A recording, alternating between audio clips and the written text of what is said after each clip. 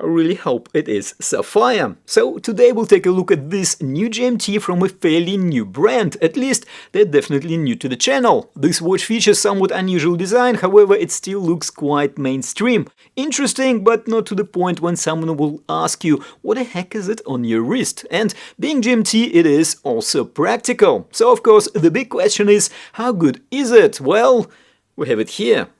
Let's take a closer look.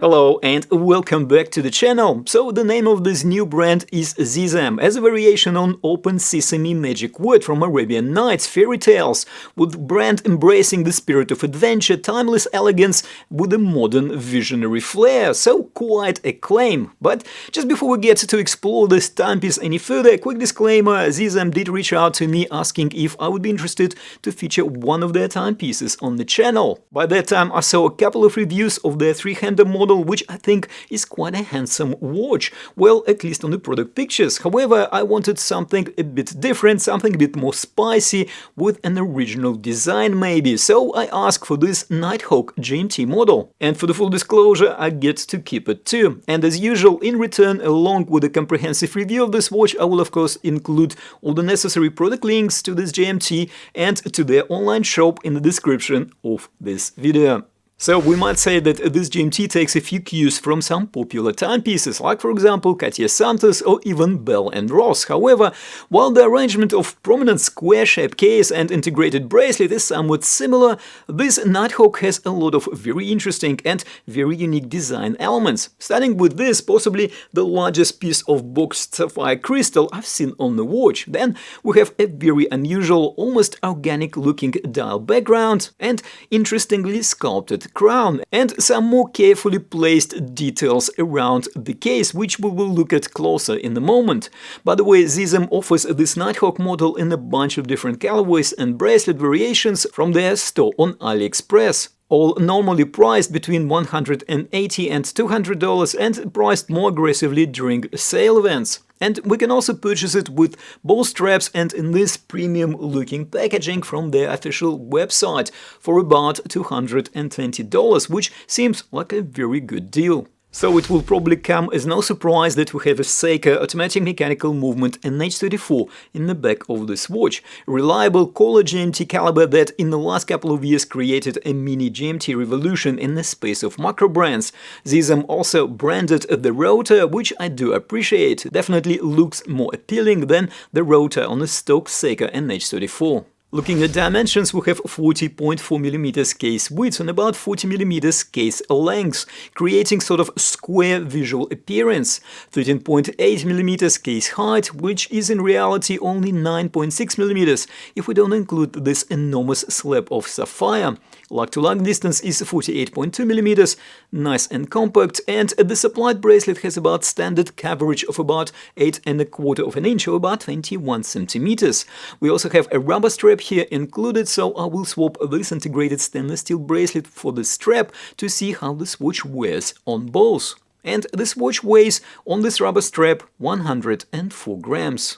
In terms of the case, we have a square shape with rounded corners and lugs that are cut at about 45 degrees downwards on top of the case, with gentler curves to comply with the curvature of the wrist on the opposite side. Because of the almost flat case back and fairly low case profile of only 9.6mm, excluding the crystal of course, the case sits very well on the wrist. To further smooth the chunky appearance of this square watch head, we have a very prominent high polish chamfers on top of the flanks. Apart from these chamfers, the rest of the case is actually brushed with almost satin-like brushing on the sides and the back of the case, and somewhat more coarser brush strokes on top of the case and lugs. This style of brushing continues on the integrated bracelet too. There are some added details here, like the pair of screws on each corner of the case and the drill lugs. These elements are not purely decorative though, and the drill lugs are actually used to unscrew the integrated bracelet. We will need two 1mm screwdrivers on both sides to do that, and the pair of screws on each corner seems to have corresponding screws on the corner at the back of the case, which secure the case back. I'm guessing these front and back screws are somewhat connected in the middle. We have quite prominent assigned crown. The gear-shaped crown grip adds further visual interest and is easy to engage. There is a large letter Z engraved on top of the crown. The crown is a push-pull type, which is quite acceptable for a case with 50 meters of water resistance. The boxed sapphire crystal here is pretty impressive. I actually had my doubts when I just unboxed this watch, so this was the first thing I checked. A chunky piece of sapphire like this is not cheap, so it is quite good to sit on this watch. I couldn't find anything in the product listings referring to anti-reflective coating. However, as you can probably see for yourself, the legibility of the dial is very good regardless.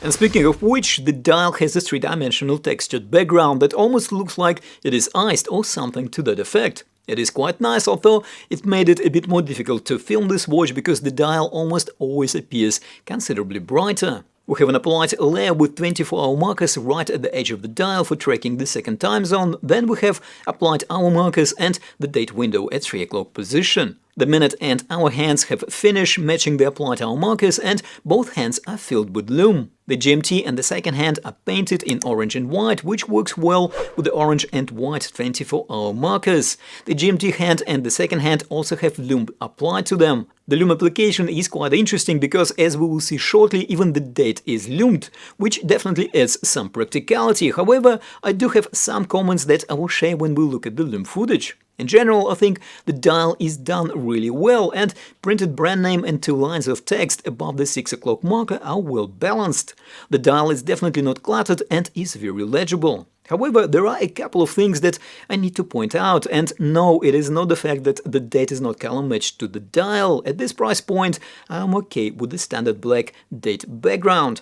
The comment that I have is, strangely enough, about the legibility that I've been praising so much. If we take a closer look at the 24-hour chaptering, it is not as easy to read as it looks on the footage. It is because it is slightly obscured by the curved edge of the sapphire crystal, and the 24-hour numerals being really tiny doesn't help it either. It is not a big deal, but it can take a bit to get used to. My second comment is about the lume. Here is my usual 15-minute lume test. Okay, we can clearly see that some thought went into the lume application. We have it on all the hands, including the second hand, which I do appreciate. And we even have a lumed date, as I pointed out earlier, which again is great. However, the lume intensity is not the greatest. Again, not a major issue, just don't expect this lume to light up the room. As for the bracelet, we have an integrated solid stainless steel bracelet. The bracelet finishing is very decent. The corners of the links are a bit sharpish, however, not to the point of being uncomfortable. The bracelet is predominantly brushed with only horizontal chamfers on the inner parts of the links, featuring high polish finish. Such an approach still gives this toolish bracelet plenty of sparkle and yet reduces the risk of high polish facets being scratched. As for the clasp, we have here a simple but robust double pusher clasp. The clasp has milled in a scissor mechanism and pressed outer shell. The outer shell is well finished with brush center and high polish chamfers, and it has engraved brand name. We only have 2 macro adjustments here. More would be nice, but even 2 should allow some flexibility in adjusting this bracelet. Here is this watch on the bracelet on my about 7-inch wrist. It wears comfortably and, despite the square case, does not look out of proportion. Now, putting it on a supplied integrated rubber strap will require 2 screwdrivers, as I mentioned earlier. Other than that, it is a pretty much straightforward process. The supplied rubber strap has a stainless steel buckle with the letter Z sort of cut out in the front of the buckle, something a bit more interesting than just a simple engraving. And this blue rubber strap is also color coordinated with the dial, which is nice. And here is how this watch wears on this rubber strap. Still very comfortable. So, what's my verdict? Well, all in all, a very good timepiece for the price. I like the originality of the design and the amount of different colorways that are on offer. I also like the novelty of the large box sapphire crystal. It looks pretty cool. Now, a couple of things that I wouldn't necessarily classify as deal breakers, but something I would like to put on a wish list. First, maybe a slightly more potent lume. That would be nice. And second, I think for a practical adventure watch, this timepiece would benefit from a bit higher water resistance, let's say 100 meters. What are your thoughts? Well, Do let us know in the comments. And if you want to see more GMT watches, I will put a link on the screen somewhere around here. Don't forget to like and of course subscribe if you haven't already done so. Thank you for watching, take care, and I will see you in the next video.